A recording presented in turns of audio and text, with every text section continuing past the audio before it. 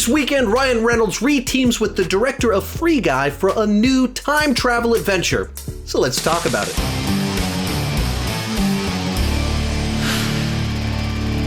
In The Adam Project, Ryan Reynolds travels from 2050 to 2022 and teams up with a younger version of himself to help save the future. Now, this is a movie that wasn't really on my radar until about a month ago when the first trailer dropped, and immediately it caught my attention. First off, it was a re-teaming of Ryan Reynolds with the director of Free Guy.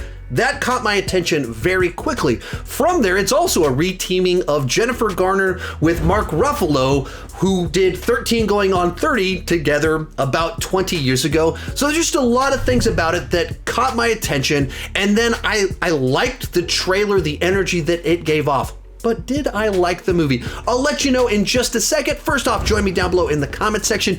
If you've seen it, what did you think about The Adam Project? And if you haven't seen it yet, what's your anticipation level? Are you looking forward to this one? From there, let's get started talking about the good. And just at its core, this is a good old-fashioned sci-fi adventure, somewhat in the vein of the old Amblin films from the 80s, except with very much a 21st century spin.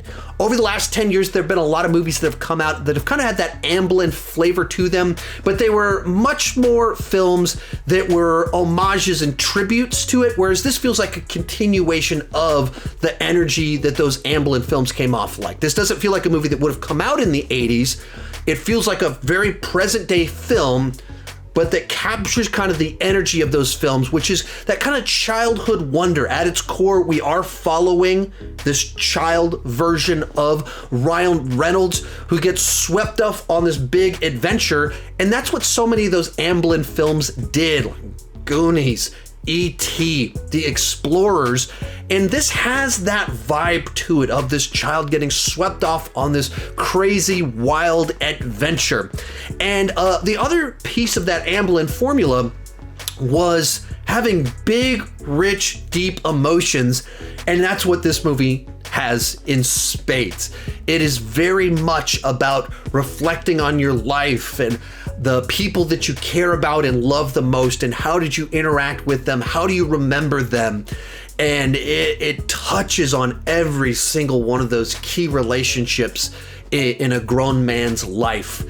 And it absolutely tugs at the heartstrings all throughout the entire movie, while having all of the adventure that you want from a time travel adventure film. But like I said, while it has many of the elements of those Amblin films, it also has a very much 21st century aesthetic to it. A big key piece to that is the cast, and Ryan Reynolds is such a brand in and of itself that as soon as you put him in something, it feels like a Ryan Reynolds project, and you get plenty of that here.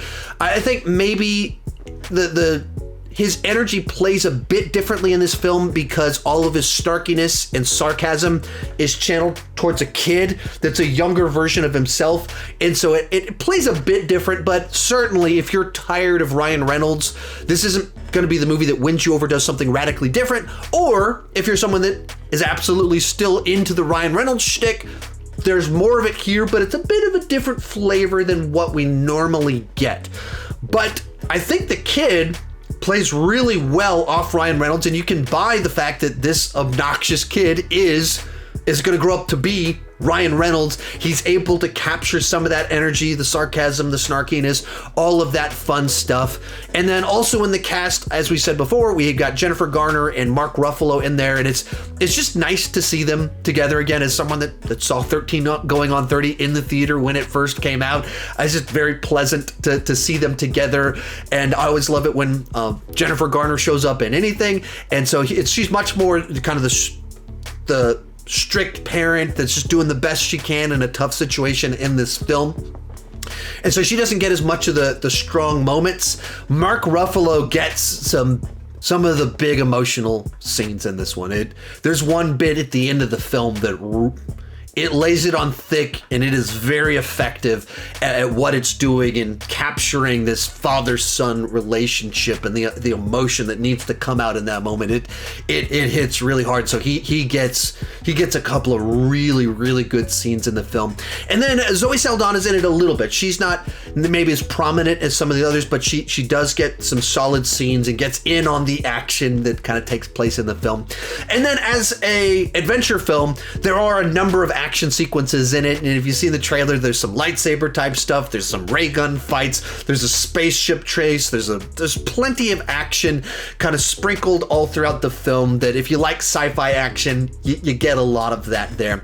Another thing I enjoyed about this film is that it's under 2 hours. That so many modern day films have such exhausting runtimes, 2.5, 3 hours long, that when I saw that this movie had a runtime of like an hour and 45 minutes, it's refreshing because it sets up this time travel scenario, sets up the characters and takes you off on this adventure and doesn't overstay its welcome. It has some action, it has some humor, and it has a lot of heart in it. And so I thought this was a solid film. If you like sci-fi adventures, if you like the cast, there's a lot to enjoy here. And there are some problems here. There are some rough edges, so let's move on to the bad. So after watching the movie, as I often do, I went to the Wikipedia page to kind of dive into the history of the film. And essentially, it was originally written on spec 10 years ago. That means that basically a screenwriter just wrote an original story and submitted it, and a studio went, we like that, we want to make that. And then it spent the last 10 years in development hell. Basically, shuffling hands, different people were attached. Tom Cruise was going to be the lead at one point in time. And then lots of different screenwriters came along and made a pass on the script. And then finally, just a couple years back, Netflix acquired it, and the Ryan Reynolds and his crew stepped in to decide to make it. And when I read that, it made sense of the film that I had just watched. Here's what I mean by that. While the story is consistent, it makes sense, it's coherent, it flows from beginning to end, it makes sense why everything's happening, it feels like there's a number of kind of redundancies in there. There's a few too many relationships that Ryan Reynolds is trying to make right throughout the film. There's some big, gigantic, important plot threads that are set up, and it feels like they end in the middle of the film to go in a different direction. And that's what generally happens when you have a script that was written to be one thing, and they went, it's not quite working. We need to add a little bit more stakes. So you add a plot point in, and that creates a new problem. So then they add a new plot point in to fix that problem. That creates some other problem. And then someone comes in, rewrites the whole thing, polishes the whole thing. But then there's just kind of like these lingering ideas from previous drafts that feel like they don't perfectly fit in the journey that we are on. And I think in particular, the Zoe Saldana subplot in the film feels like something that maybe that was a bigger focus in an earlier version of the draft of the script, and then they decided they wanted to go in a different direction and make the emphasis more about the relationship with the parents, in which case it just feels like an odd little thing that's in there that you're like, that feels like there should have been more there, or was there more? What kind of happened there? That's what happens when you have so many people write a story and rewrite a story for 10 years, and then you try and put the film out. There's frequently some bumps that haven't been ironed out. And so it's a movie that I really liked it. I don't think it was phenomenal. It's not the most memorable film. It definitely has some cool action. It made me laugh, and it pulled on my heartstrings all along the way. So if you like sci-fi adventures that have a lot of emotion, in particular, if you enjoy films that touch heavily on a child's fractured relationship with their parents and their regrets related to their relationship with their parents, this is probably a movie that you'll enjoy a good bit. Overall, I'm gonna give this one a B. On the entertainment scale, let's go with a 7.5 out of 10. And if you liked the trailer, definitely check this movie out. If you enjoyed this review, I've got more like it right over there. Those are all of my 2022 movie reviews. Thank you so much for watching, and keep talking movies too much.